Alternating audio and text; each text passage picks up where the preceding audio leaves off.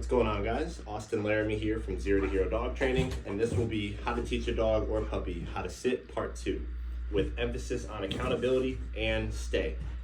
So, to recap, last video, part 1, we worked on teaching the dog the actual command, and now up to this point, your dog should know the command sit just by the verbal alone. That means when you say sit, your dog knows to do it, and you don't have to help with food anymore. So now that your dog knows sit, we're going to start introducing 2 things: accountability, which means when I say sit, you must do it, and the stay portion of sit. What I mean by that is I don't teach the word stay. I teach every command has an implied stay, which simply means that the dog must remain in that position until we release them. So how we start introducing that is, 1, you want to have a marker that predicts leash pressure or negative reinforcement. So that's how you add accountability. So from here on out, now that your dog knows the command sit, we're going to tell them sit, and if they don't sit within a second or 2, we're going to use our negative reinforcement marker. You're going to say that, and then you're going to immediately apply leash pressure straight up. Make sure you don't choke your dog, just gentle leash pressure, straight up until the dog sits. Once the dog sits, you can still reward as necessary or as continued. So what I'm going to do is I'm going to say, Nyla, sit. Good. She sat, so there's no need for the leash pressure. Good. Yes. Cool. So we want to start showing our dogs that they must do it when we ask, and they must do it within a second or 2, right? So again, scientifically, you have 1 second to influence a dog's behavior. Either reward something you like or correct something you don't like. So I'm not going to tell my dog to sit, and if they don't, I'm not going to wait 5-10 seconds. I'm going to say sit, wait 1 or 2 seconds. If they don't sit after that, I'm going to say that is my marker for leash pressure, and then I'm going to add gentle leash pressure straight up, and then I'm going to say the command sit again. Once the dog sits, I'm going to still reward. It's important to note about leash pressure that when you apply leash pressure, as soon as you turn it on, it must stay on until the dog fixes themselves, because we're teaching the dog how to turn it off. It helps to also teach your dog leash pressure before this, so they have a general concept of how to turn it off. But again, I'm going to say, Nyla, sit. Good. So she listened, no need for leash pressure. Yes. So that's your accountability, right? You want to start showing your dog, hey, you have to do it, but make sure you're not adding any harsh corrections yet, right? So we're not popping the leash or anything, we're not punishing the dog, we're just simply showing them, it's not what I want, wrong answer, good. And it's important to note that leash pressure is not a correction, it's not a punishment. It's just communication, showing the dog what you want. So that's your accountability. And again, we want to start introducing the stay portion. So again, I don't say stay. Sit means to sit there until I release you. So you're going to tell your dog to sit. Good. You can use your continuation marker, which just means good job, hold tight, keep that position. And from here, once your dog is in the sit, you want to start doing things and adding little distractions that make your dog excited. Sit. That make your dog excited in order for them to break the command or make the mistake, so you can show them otherwise. So from here, I'm going to do something to get her excited, in which case, as soon as she breaks it, I'm going to say 1 time, and I'm immediately going to add leash pressure straight up, and then from there, I'm going to say the command again. So it's command, leash pressure marker, command, and then assist. So, Nyla, good. All right, Nyla, sit. Good. So from here, she's in the sit. I'm gonna do something to get her to break it. Nyla, good girl. Sit. Cool. As soon as she breaks it, I'm going to say and I'm going to add the leash pressure straight up, say the command again. Sit. Good. Another important note that when you tell your dog to sit, if you have to use leash pressure because they didn't sit when you said sit the first time, once they fix themselves, you can still reward. But after they're in the sit, when you're teaching to stay, if, sit right there. If she were to break it like that, good. I'm not going to reward right away when she fixes herself. The reason for that is, yes, if your dog breaks the command after they're in it, and then you correct it or you fix it, and then you reward right away, it will teach the dog to make the mistake in order to get the reward. So they'll offer the mistake in order to get a reward. So when your dog is already in the command and they break the command and you have to fix it with leash pressure, make sure that you add a little bit of a delay before you mark and reward. So again, sit, good. From here, if she breaks it, watch what I do. I'm not gonna reward right away. What I got, girl? Sit. Good, like that. You wanna delay a little bit before you reward. Yes, but the first time you tell your dog to sit, if you have to use leash pressure, you can reward right away. But after they break it, you don't reward right away. Nyla, hey. Sit. Good. Now, something I will do to also make the stay stronger is one, I will use my continuation marker, which is good. That means I go to you and bring you a reward. And I will start introducing some steps away from the dog. Sit. Good. So, you want to take a couple steps away from your dog. Don't do too many at once. Good. If you get a couple steps away and your dog stays there, use your continuation marker. Good. And walk back to them and give them a reward, rewarding them for holding the position. Good. Good girl. Good girl. Good. Just like that. You want to walk in every direction though. So I'm going to start walking this way. I'll walk past her. Good. Walk back, give her a reward. Good. Yes. Make sure you don't get too repetitive and you add your terminal marker as well, which means release and reward. When I release the dog, sit. Good. I do not release them far away, but I will always go back to them to release them. Yes. And this will show the dog that in order to move, I must be next to them. A lot of people will go far away from their dog and then constantly release them. And then when they tell their dog to sit, they walk away and sit. They walk away from their dog and their dog will anticipate breaking the command because they think that you're going to release them or call them. So in the beginning, you want to walk back to your dog and reward them with your terminal command, which also means release. So I'm releasing my dog right next to them, not far from them, like this. Going back to her, yes. Sit, good. It's important to know I'm still rewarding every rep here. Good. So you can even drop the leash. Good. If she doesn't break it, I'll reward it.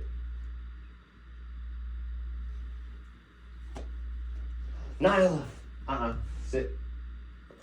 Delay on the reward. Good.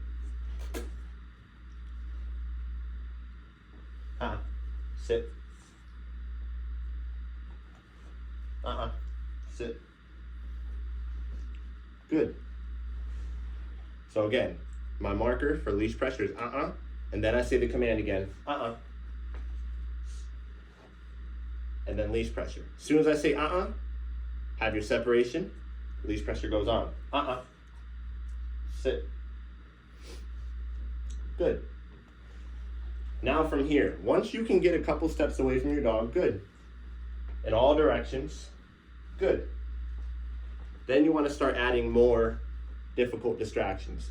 It's important that you're still teaching this in a neutral environment, which means it's not a distracting environment. It's an environment that your dog is comfortable in and able to focus on you in. I'm not starting this at the park. But you want to start adding distractions. So, for example, I'll get a ball and I'll throw the ball. If the dog breaks the command to chase the ball, I'll say add leash pressure, and I'll place her back where she was sitting. I won't have her sit where she went to. I'll say pull her back, and I'll say the command again. Then I wait to reward. Sit. Good. Just like that. So I will get a ball, I'll throw it, the dog will break it. I'll say, sit. Throw the ball again. If the dog now, sit. All right, good girl, sit. Good. Cool, so if, sit. If the dog, when you throw the ball, doesn't break the command, I reward immediately. Nyla, yes, good girl. So you want to start doing things that distract your dog and get them to make the mistake on purpose, so then you can train and teach them what you want. Again, you're not punishing your dog for breaking it here. You're just showing them what you want. So examples of good distractions are, I will sit. Good. I'll throw a ball, and I'll do that. If the dog breaks it 3 times in a row, I will keep throwing the ball. Sit. I'll keep throwing the ball until the dog doesn't break it. Once you get the dog not to break it with whatever you're doing to distract them, you will reward them either with the continuation marker, sit.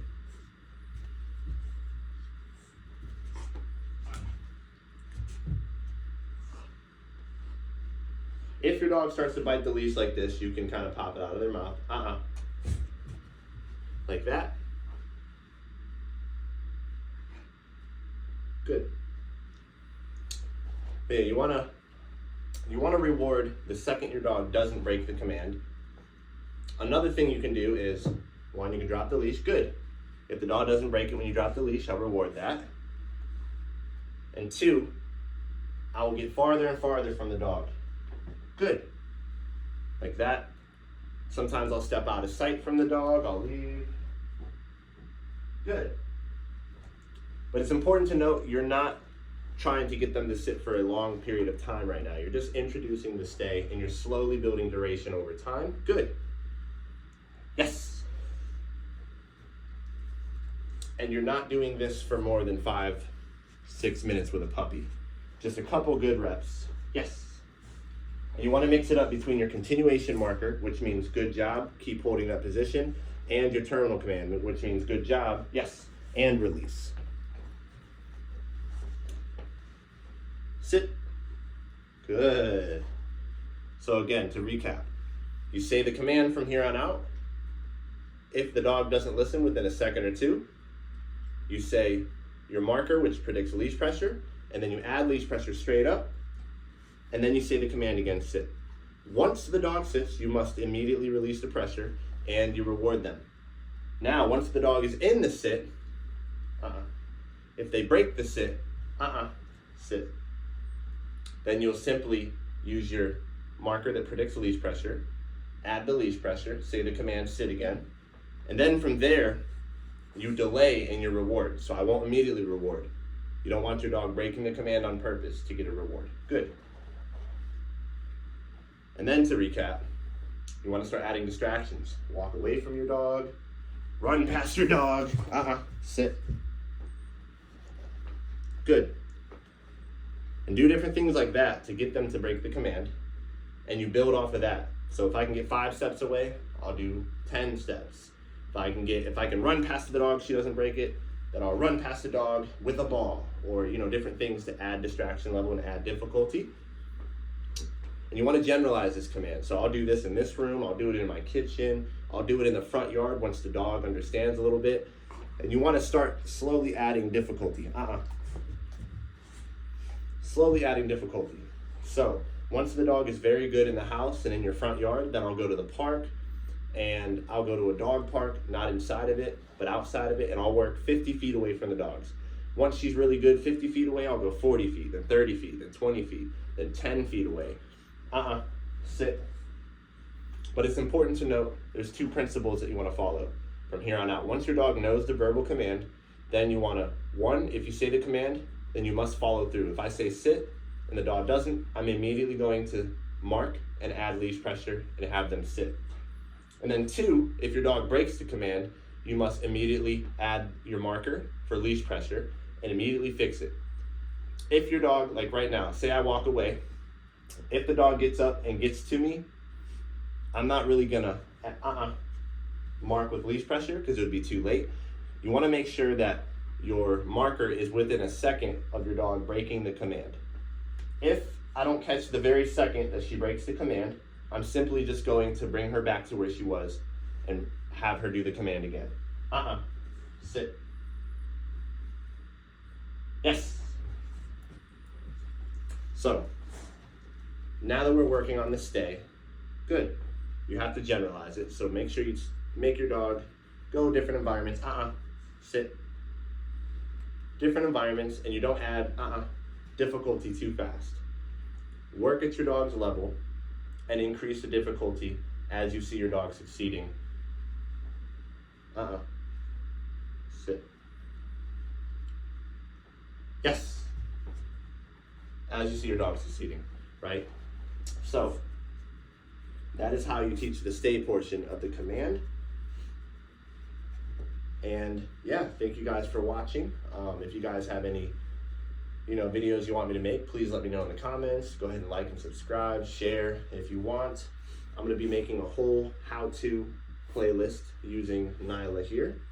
And again, I was teaching this in real time. She doesn't know the stay portion at all.